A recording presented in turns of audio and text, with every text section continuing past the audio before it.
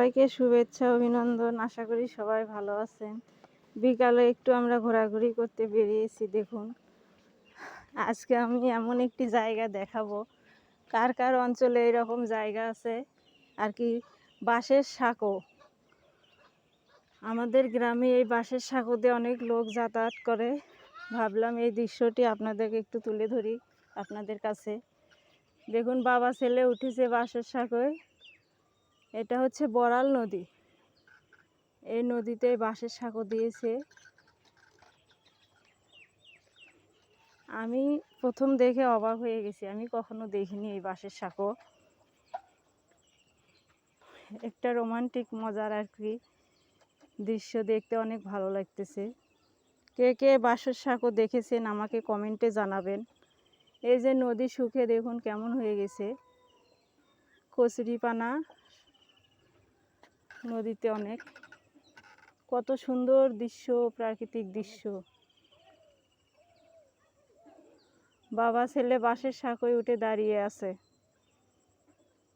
এর আগেও আমি ঘুরতে এসেছিলাম, কিন্তু তখন কোনো ভিডিও করা হয়নি। ভাবলাম আজকে ঘুরতে যাচ্ছি, আপনাদের সঙ্গে শেয়ার করি ভিডিওটা।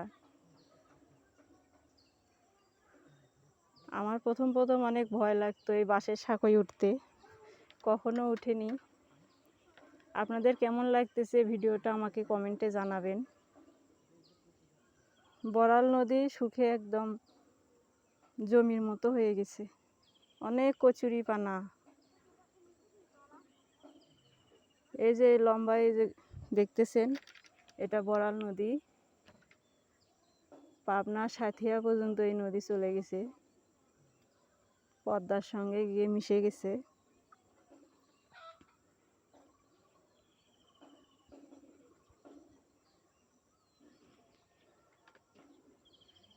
বাঁশের সাঁকো দিয়ে আমি হাঁটতেছি, মানে অনুভূতিটা অনেক মজার আর কি, আপনাদের বলে বোঝাতে পারবো না।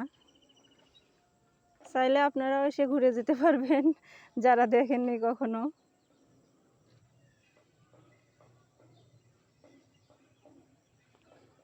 এটা বাঁশ দিয়েই তৈরি করেছে। এই যে কচুরিপানা জলের ওপর, অনেক কচুরিপানা, জল দেখতেই পাওয়া যাচ্ছে না আর কি।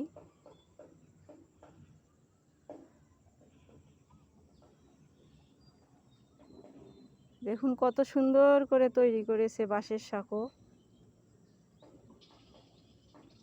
আনকমন একটি জিনিস আপনাদের মাঝে তুলে ধরলাম, কেমন লাগলো বলবেন।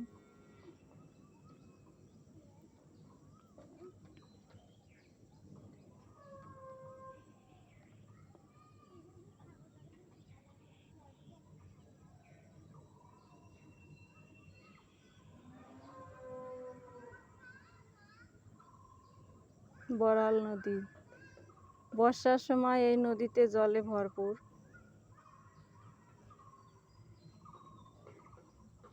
আপনাদের সঙ্গে সব কিছুই শেয়ার করব।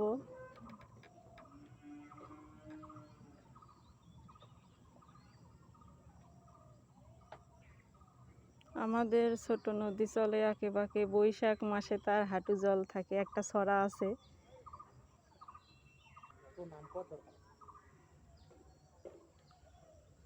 এই ছড়া কবিতাটার সঙ্গে এই গ্রামীণ দৃশ্য অনেক মিল আছে। কে কে কবিতাটা পড়িয়েছেন বলবেন।